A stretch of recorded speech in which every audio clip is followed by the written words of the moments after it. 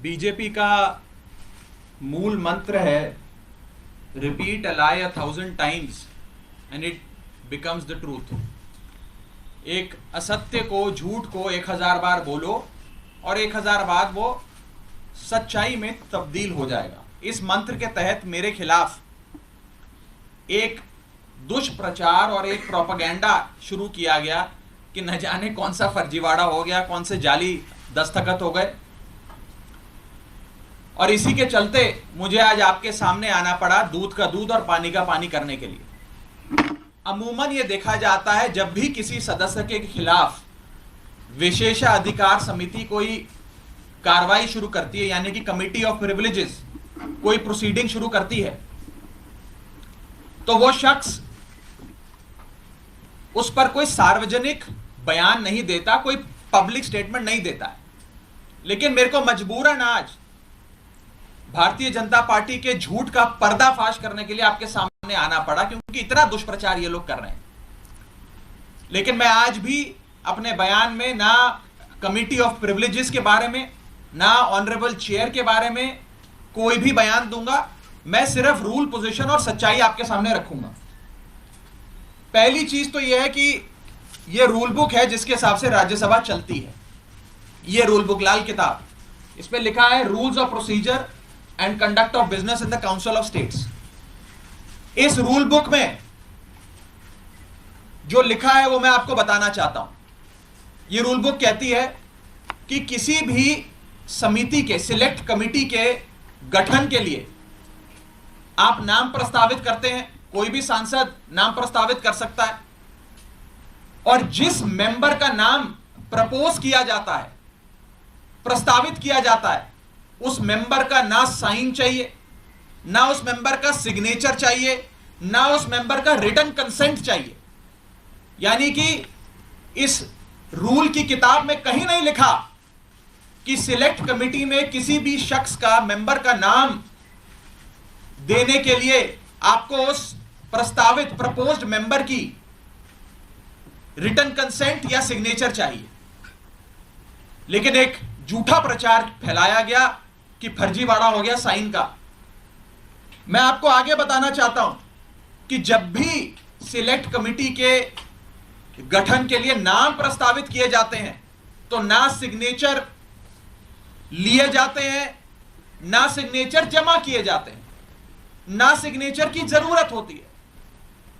No signatures are required, no signatures are taken and no signatures are submitted. तो जब किसी का हस्ताक्षर लिया ही नहीं, जब कोई हस्ताक्षर जमा किया ही नहीं, तो ये फर्जी साइन का जो एक अफवाह फैलाई जा रही है, ये सरासर गलत, झूठ और बेबुनियाद है। और ये मैं कानून की पोजीशन के हिसाब से बता रहा हूं। और मैं आज इस मंच से बीजेपी के नेताओं को चुनौती देता हूं कि वो कागज लेकर आए मेरे सामने, show me that piece of paper जिसपे ये दस्तखत है।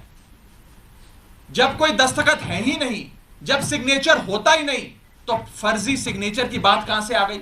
मैं चुनौती देता हूं आज बीजेपी को।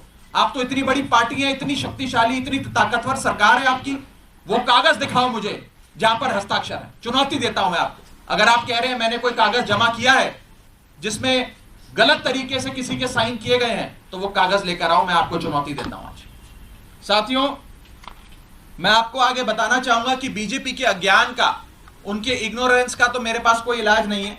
लेकिन प्रोसेस ये होता है कि जब भी कोई विवादित, कंट्रोवर्शियल बिल सदन के भीतर आता है, तो एक समिति गठन की एक प्रक्रिया बताई गई है कि अगर कोई मेंबर चाहे कि इस बिल पर मतदान ना हो, इस बिल पर और चर्चा हो और इस बिल में क्या चेंजेस किए जाएं वो बताए जाएं, उसके लिए एक समिति का गठन किया जाता है। उस समिति में कुछ नाम प्रस्तावित किए जाते हैं और जिस शख्स को उस समिति में नहीं रहना, वो अपना नाम विड्रॉ कर लेता है। ये प्रपोजल है, ये प्रस्ताव है, किसी को जर जबरदस्ती नहीं बिठा दिया। मैं आपको एक बहुत सरल एग्जाम्पल के माध्यम से ये समझाना चाहूंगा और आप सब वो मेरी बात समझ जाएं।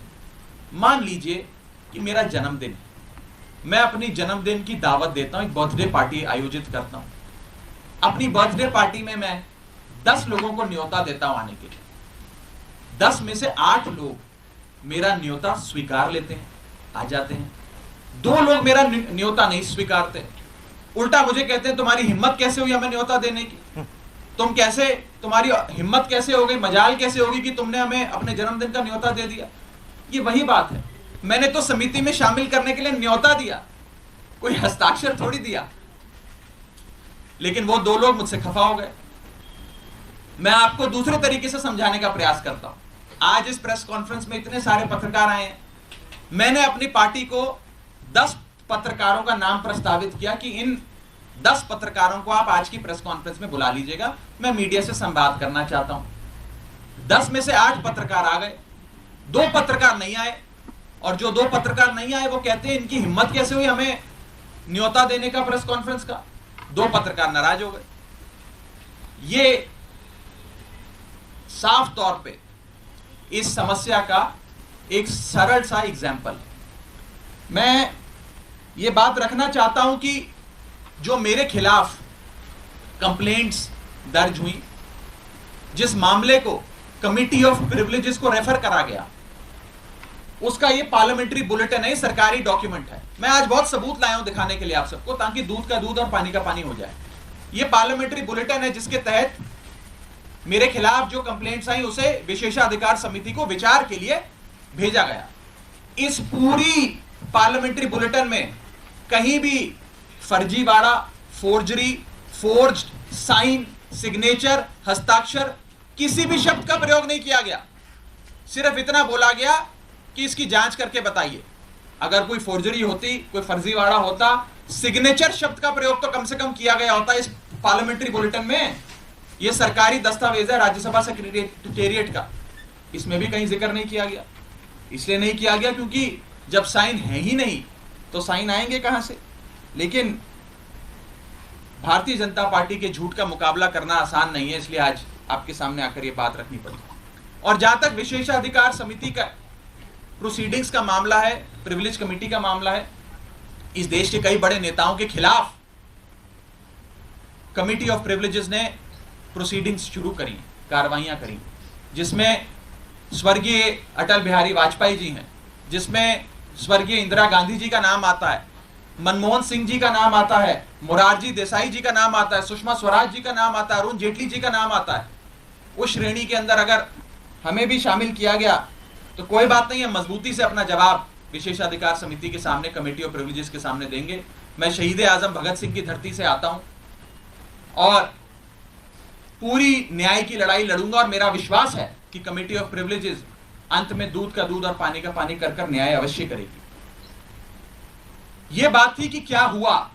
अब मैं आपको संक्षेप में यह बताना चाहता हूं, यह हुआ क्यों, यह विवाद कहां से खड़ा हुआ, ये क्यों इतनी अफवाह फैली। ये इसलिए फैली क्योंकि सोमवार दोपहर को सदन के अंदर आम आदमी पार्टी की ओर से मैंने पूरी मजबूती से दिल्ली के अध्यादेश पर अपना वक्तव्य दिया, और उसके ठीक 6 घंटे बाद मेरे खिलाफ बीजेपी ने यह आरोप लगाने शुरू कर दिए। इनको दिक्कत यह नहीं है कि मैंने नाम प्रस्तावित करे, इनको प्रॉब्लम यह नहीं है कि मैंने किसी कमेटी के गठन के लिए कुछ एमपीज के नाम दे दिए। इन्हें दिक्कत यह है कि एक 34 साल के युवा ने हमें खड़े होकर ललकारा कैसे, एक युवा ने हमसे मजबूती से सवाल कैसे पूछे, और कैसे इस सुपारी जितनी पार्टी, जैसा कि गृह मंत्री जी कहते हैं, इस सुपारी जितनी पार्टी के एक युवा सांसद ने दुनिया की सबसे बड़ी पार्टी के सबसे बड़े नेताओं से देश के सबसे बड़े सदन में खड़े होकर सवाल कैसे पूछे। इन्हें दर्द इस बात का है। हमने अपने वक्तव्य में बीजेपी के पुराने मैनिफेस्टो दिखाकर उनके डबल स्टैंडर्ड्स को एक्सपोज किया, दिल्ली वालों के लिए न्याय मांगा, यहां तक कि लाल कृष्ण आडवाणी जी और स्वर्गीय वाजपेयी जी के लिए न्याय मांगा। यह दर्द शायद बीजेपी को सता रहा है, जिसके चलते आज वो मेरे खिलाफ कंप्लेंट्स कर रहे हैं। ये लोग मेरे पीछे पड़ गए, बीजेपी पूरी तरीके से मेरे पीछे है। मैं आपको बताना चाहूंगा कि इस हफ्ते के ये दूसरा नोटिस कमेटी ऑफ प्रिविलेजेस का मुझे आया है। It is the second time कि मुझे किसी विषय में कमेटी ऑफ प्रिविलेजेस ने नोटिस दिया हो एक ही हफ्ते में। शायद ही इतिहास में कभी आज से पहले ऐसा हुआ हो। और मैं ये बताना चाहता हूं कि आज के समय हर संभव प्रयास किया जा रहा है कि विपक्ष की आवाज को दबाया जाए।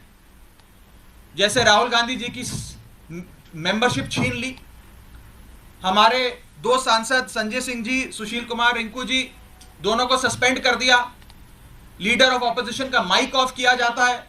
अगर कोई विपक्ष का साथी खड़े होकर अपनी बात रखता है तो सदन के अंदर खड़े मंत्री उन्हें धमकी देते हैं कि तुम्हारे घर इन्फोर्समेंट डायरेक्टरेट आ जाएगी, सीबीआई आ जाएगी, बैठ जाओ चुप करके। इस प्रकार से एक अघोषित आपातकाल लगाने का प्रयास बीजेपी इस देश में कर रही है और उनका यही मकसद होगा शायद कि मेरी आवाज को भी दबाया जाए। लेकिन मैं कहना चाहता हूं कि ये युवा आवाज है, अरविंद केजरीवाल की एक सिपाही की आवाज है, ये आवाज दबने वाली नहीं है। आप कार्रवाइयां मेरे खिलाफ जितनी मर्जी करिए, आरोप जितने मर्जी लगाइए, लेकिन ये आवाज ना दबेगी ना बंद होगी। और अंत में मैं हाथ जोड़कर बस इतनी विनती करना चाहूंगा आप सब मीडिया के साथियों से कि ये जो आप लगातार पिछले 3 दिन से बीजेपी के झांसे में आकर ये चला रहे हैं कि कोई फर्जीवाड़ा हो गया, फोर्ज सिग्नेचर हैं, मेरा आपसे हाथ जोड़कर निवेदन है कि इस प्रकार की झूठी खबरें ना चलाएं। मैं आपसे कहना चाहूंगा कि आप सच दिखाएं। आप लोग इस लोकतंत्र के चौथे स्तंभ हैं, कृपया कर बीजेपी के प्रोपेगेंडा में ना फंसें। एक छोटे सेक्शन ऑफ मीडिया ने जरूर एक प्रोपेगेंडा चलाने का प्रयास किया और मुझे मजबूरन उनके खिलाफ कानूनी कार्रवाई करनी पड़ेगी, क्योंकि ना रिकॉर्ड्स में, ना कंप्लेंट्स में, ना पार्लियामेंट्री बुलेटिन में कहीं भी फोर्जरी शब्द का प्रयोग किया गया है। और अंत में मैं इतना ही कहूंगा कि जिन जिन सांसदों ने मेरे खिलाफ फोर्जरी के आरोप लगाए, सदन के बाहर मैंने देखा कई सारे बीजेपी के लोकसभा के सांसदों ने बयान दिए हैं। राज्यसभा के तो शायद किसी सांसद ने नहीं दिए, लेकिन लोकसभा के कुछ सांसदों ने मेरे खिलाफ ये बयान दिए हैं।